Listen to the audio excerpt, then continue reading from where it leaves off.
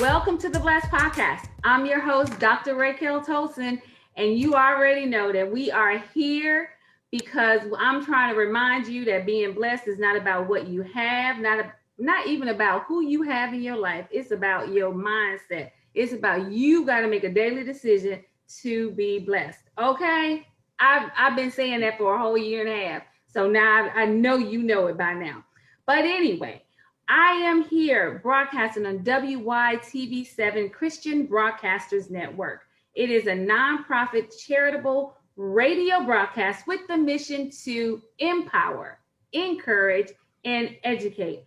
If you are enjoying the Blessed Podcast, please go to www.wytv7.org and donate. Hit the donate button and let us know that you are enjoying and you want us to continue. So we're sponsored every week by Tolson's Publishing. And it's the month of February, so it's all about love. So you need to go read Undefiled, because let me tell you, that's a book about love right there. And we may talk about a little bit on this podcast because it's February. We're talking about love, and I have two guests. I have Keion Morgan.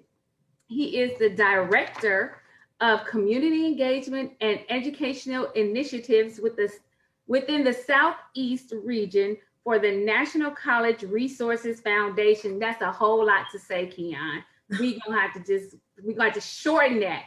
He the director, okay? He the director. Director. But he's also the creator of the podcast and the Facebook group of So You Think You're Ready for Black Love. And that is why I have him on today. But he's not alone. I also have Siobhan Butter Manswell. She's the host of Butter's Basic Platform for the Unknown to Get Known. I love that. We're going to definitely have to talk about that for a minute. She's the manager at Dropping the Flavor Radio. She has 15 years in the industry. She uplifts the community of creative arts. But you know what? I'm ready for Black love. I don't know about the other people out there. They might be like, I'm ready too. So we are ready to start this conversation because it is February and we are ready for Black love. Hello and welcome, Keion and Butter. Hi. Hello, Thanks Dr. Colson. How are you? Thank you for having us. I'm good. Thank you guys for being here. So we're gonna get right into it after I find out what butter means. What butter? Well, butter is always in the mix. You really can't get bread without me. I'm constantly on a roll, and now you're cooking with butter. I love it. I love it. But wait a minute though. What your mama say about butter? You know, when she first heard it, I think she'd be looking around to see who is the person speaking to that's asking for butter. But then she's seen everybody come around saying basically that I'm butter. She got acclimated to the nickname and realizes that it's because I'm constantly in the mix of things and very smooth about it. And I know how to get things done my way usually. Without making you feel buttered up. It's butter always in the mix. That is so good.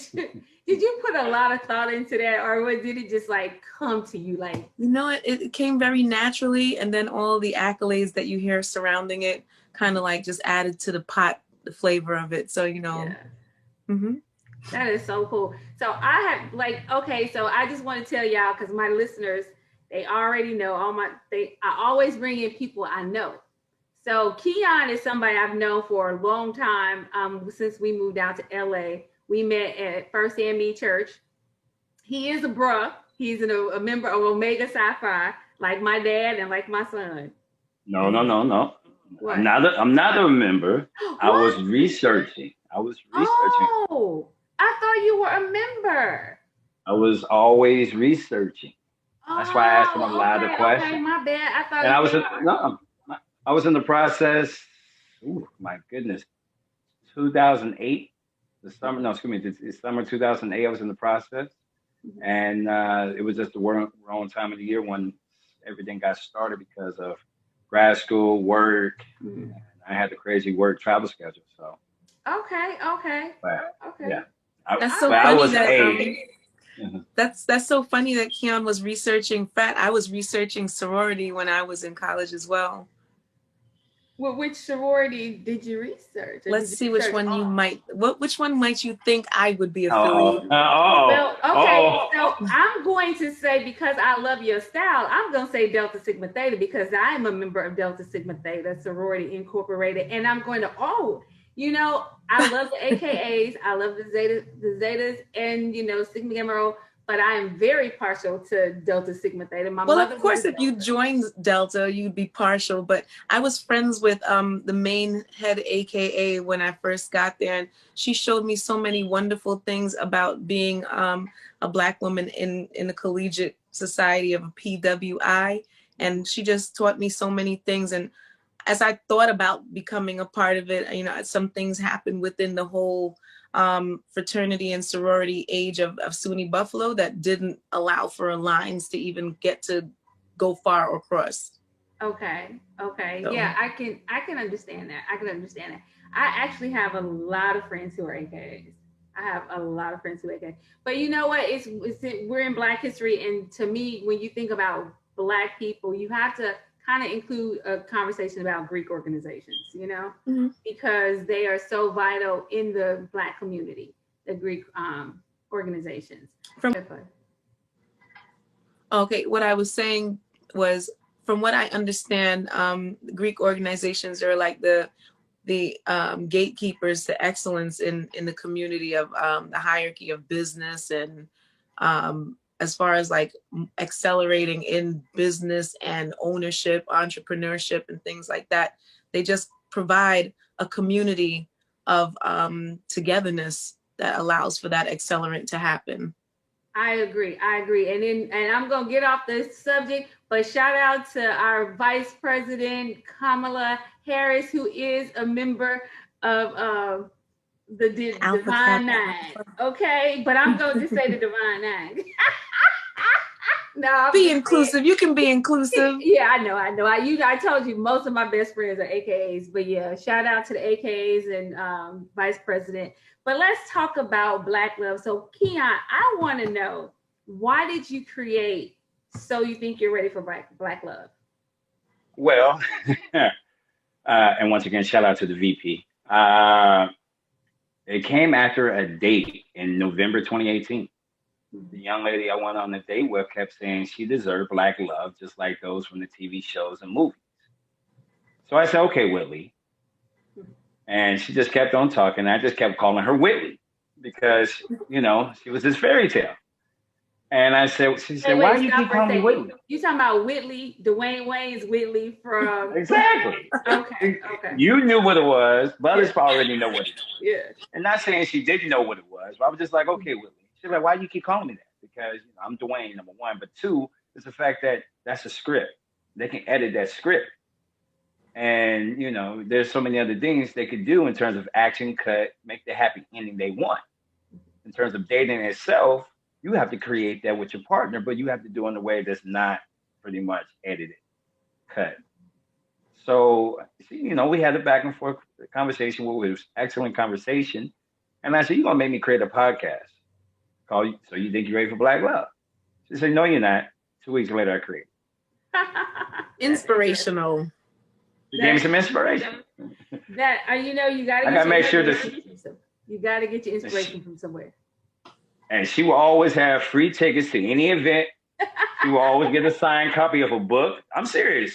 When the merchandise come out, I'm sending her shirts. I'm always give her love. So crazy. So, Butter, are you a member of the So You Think You're Ready for Black Love Facebook group? Not on the Facebook, because I'm barely on Facebook, but I'm on the Clubhouse. Clubhouse. Okay. Yep. And what drew you to that? Yeah.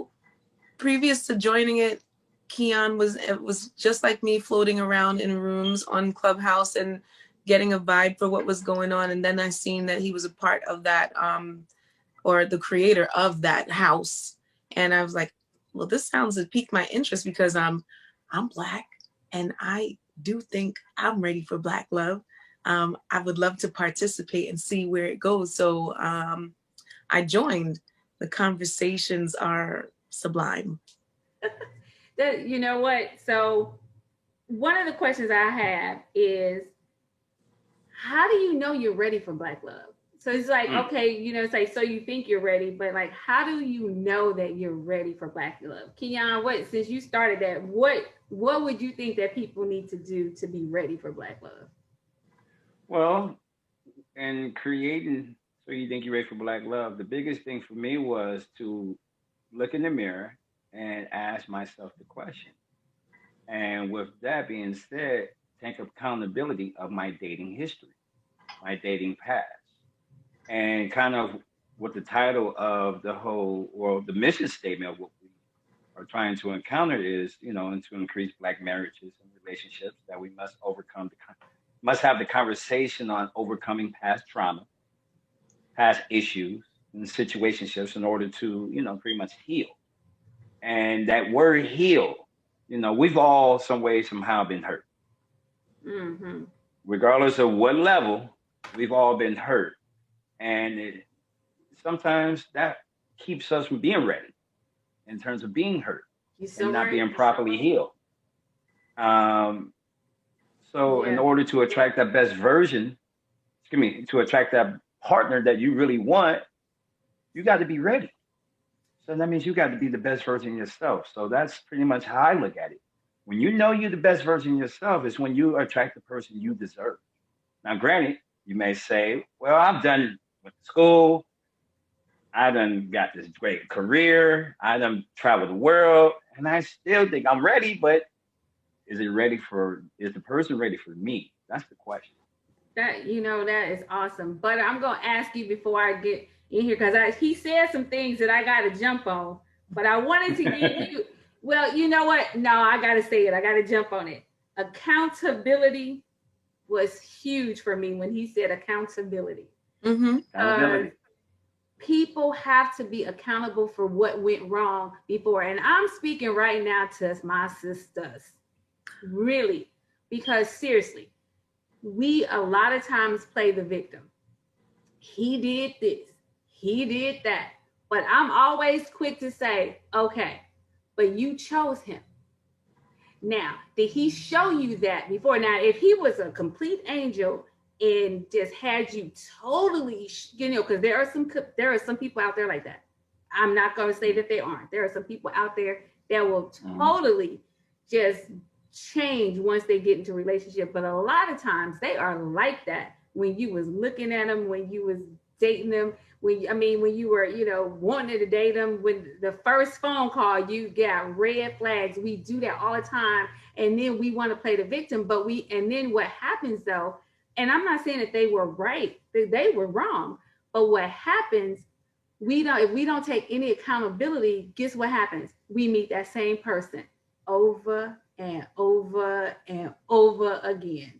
I know already there's some people out there, some women out there ready to throw stuff at me. But I'm telling Butter, am I lying? I don't think that you're lying. I think that not all the time do we recognize that it's a red flag, but you definitely do have an inkling in the back of your head, the back of your head, like something didn't sit right and you didn't address it. And if you did address it, the response didn't fit. And you still go ahead and say to yourself, don't worry, I could fix that. Don't worry, I could work on that. Nah, don't worry. He'll come around, or I'll make him come around, or don't worry, I definitely I can look past that. But girl, how much can you actually fix? How much can you look past? How much can you ignore your gut? And for me, it's like, how about I send you some red flags and see how you respond to it?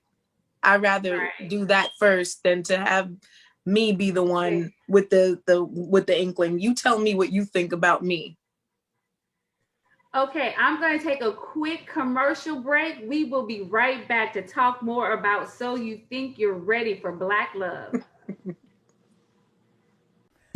Swing Into Their Dreams Foundation presents the golf tournament of the year, raising scholarships for aspiring National Golf Club in Milton, Georgia. The inaugural HBCU Swing into Their Dreams charity golf tournament. Registration and gourmet continental breakfast begins at 8 a.m.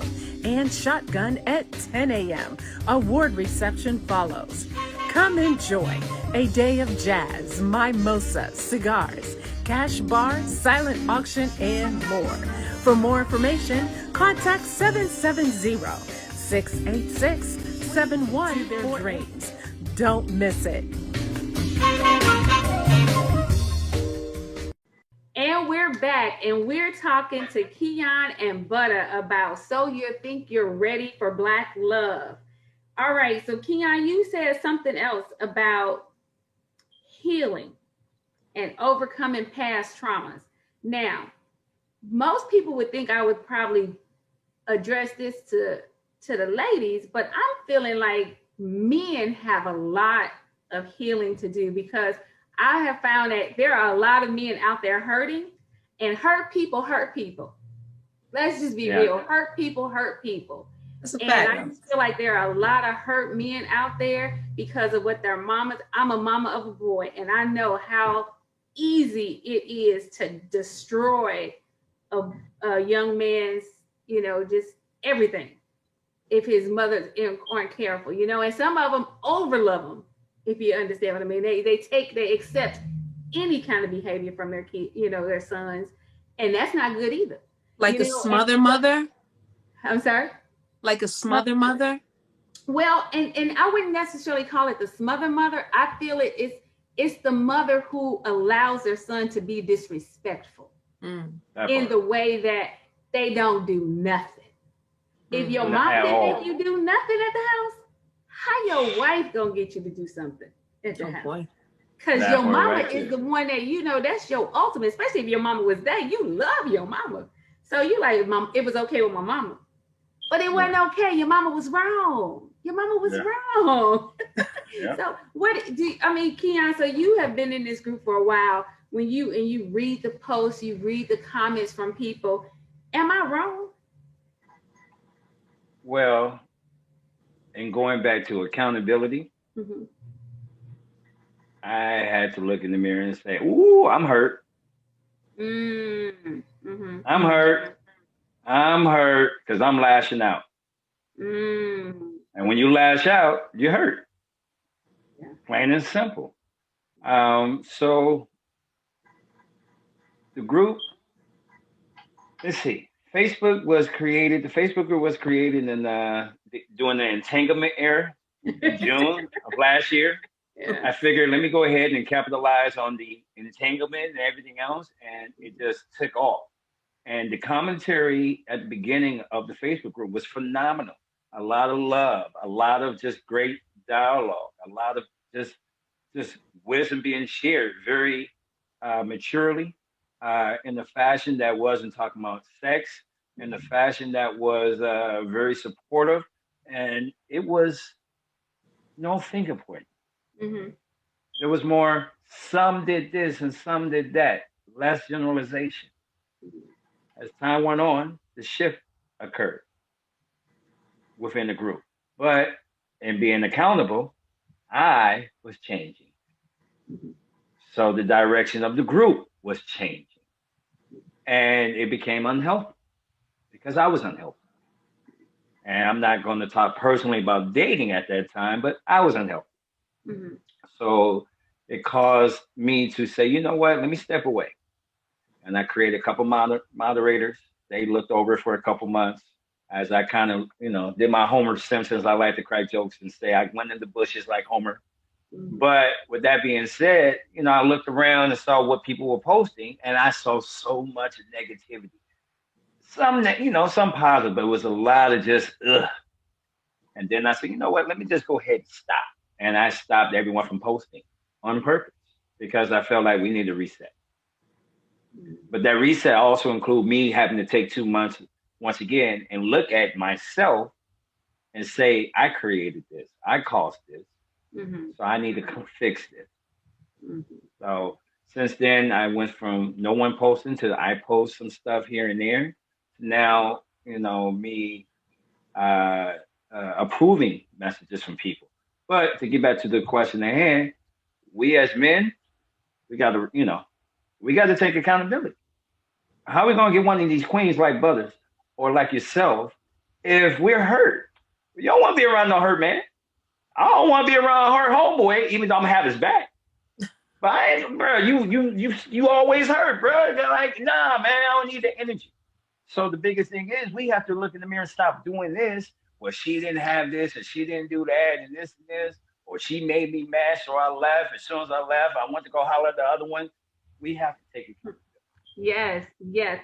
We have, yeah, we only got 10 minutes left. I don't know. We got 10 minutes. We're going to do it. We're going to have a part 2. Don't have to. We're going to have part 2 for Valentine's week.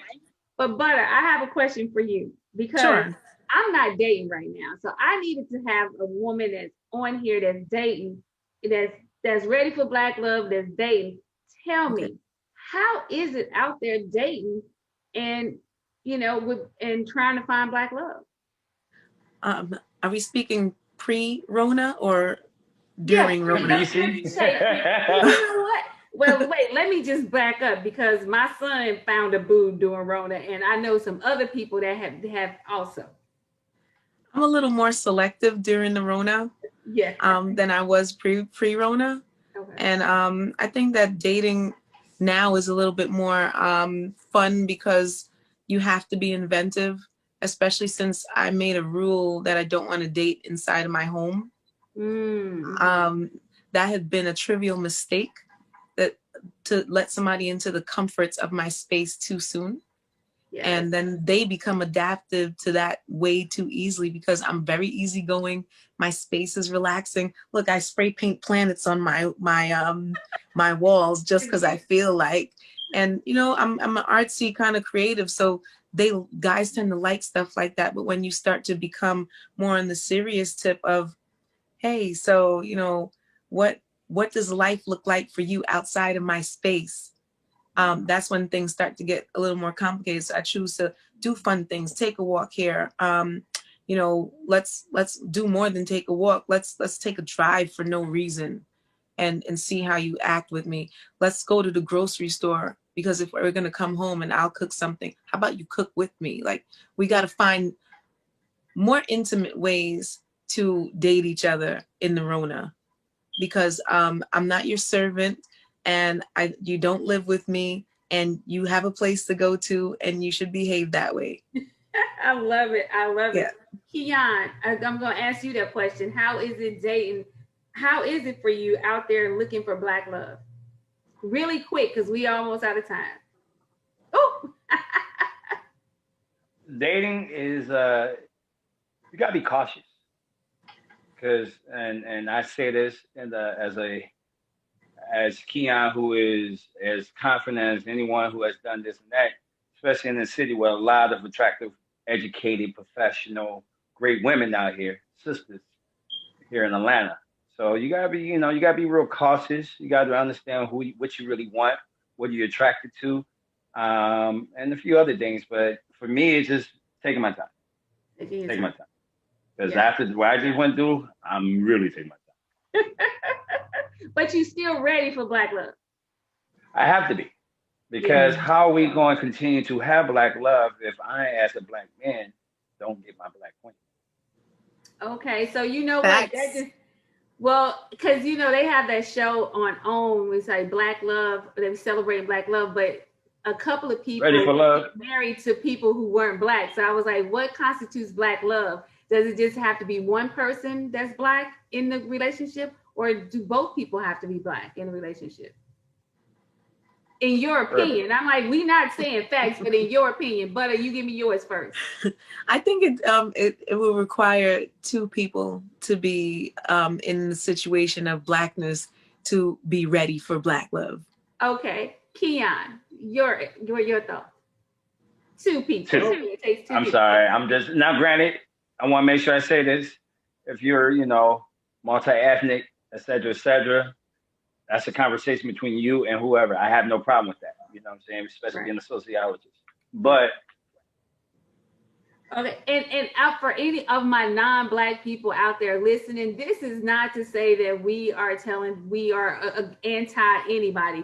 We're just No, saying, not well, at all. first of all, it's Black History Month. Let me go there. And this is the one month that the United States is okay with us being all Black everything without them calling us Facts. that, right? You know what I'm saying? But anyway, That's right. so I kind of agree with the two of you, but I just found it really interesting in our own. They allowed, the people who were not married to Black people to be a part of that conversation. Because, and let's be clear, you can be ready for love, but to be ready for Black love, it is a little different. It's a little different because there's certain things that we do have to deal with that other people don't have to deal with. And I'm sure interracial dating, interracial love is different also. There are some things that those two have to deal with that people, two Black people wouldn't have to deal with. So anybody out there, don't get offended. This is just what we're talking about because this is what we're talking about. But I got can I just add something to that? Everywhere you go in this life, your environment is something that shapes how you live your life, right? Mm-hmm. It's what you learn from. So if you're walking around constantly with your environment inside of your cranium, that's your environment that's shaping you. So if I'm a Black woman and he's a Black man, we're both in the environment of the ether, the Blackness. Yeah. What's wrong with sharing that understanding that since we're in the same environment mentally, let's be ready for each other in a way where others can't intervene in that space. Right. And there's absolutely nothing wrong with saying that out loud. Yes. You know what? And it's so funny because as I'm a very spiritual person, and I wholeheartedly believe that spirit has no color. But this is what I like to say. I'm a spiritual being expressing as a Black woman, and that is okay.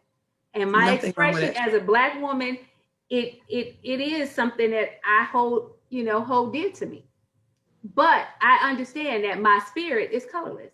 But that's my expression as a woman, So we can be whoever we want to be and do whatever we want. And it's okay. Because as long as we understand that. And I love how you said that it's, it's okay to say it out loud. Y'all, we gotta go. Butter, tell people how to find you. Oh man, well you can find me on the gram at Gazebo, GAZZEBO, and that's with 2 Z's so you don't sleep. 11210 because I'm a Brooklyn girl all day, every day. And you can check the hashtag Butter is always in the mix. Please believe it. Brooklyn girl all day, every day. Thank you very much.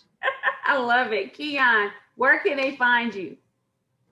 Well, it's dope to have the East Coast perspective too, because it's all about the West Coast. But anyway, you can find me on Instagram and Twitter. I am K_West, as well as you can find the Black Love. So you think you're ready for Black Love Facebook group, as well as the I Am Ready for Black Love. Excuse me. On Instagram, I am Ready for Black Love, as well as on Clubhouse. Once again, type in So You Think You're Ready for Black Love. Shout out to my iPhone people, because if you don't have and click that green house. Right. Click the green house, search for So You Think You're Ready for Black Love, as well as on YouTube as well. Yeah, I was about to say, and Butter, aren't you on YouTube? Do you have? I am also on YouTube. You can check for me at The Butters Basics Show. And I am the platform for the unknown to get known. And my focus is anger management for the diaspora. Thanks for asking. I love that. I love it. We are going to have to get together again. But yes. That was so much fun with you two. And listen, good luck out there finding that Black love y'all looking for. And me too. Look, I think I am. I was going to say. I think I'm ready now. I was going to say. Rona messed me up. I was like, I'm ready. And then the Rona happened and y'all, I was just like, no, that's okay. That's okay. That's funny. Shout out to Angel Johnson. She's also the co-host on the show. She had a prior obligation, but that's my partner right there. She's been rocking with me for 40 plus episodes. But it's dope to have Angel as well as now Butter's part of the team. So we're growing. And we have an event coming up on February 11th here in Atlanta. So a speed dating relationship panel mixer. Well, if you are in Atlanta, you go check it out. It has been fun. I hope you guys have enjoyed this podcasting episode. And until next week, remember what God has done for others, He can do the same for you. You go out there and just be blessed.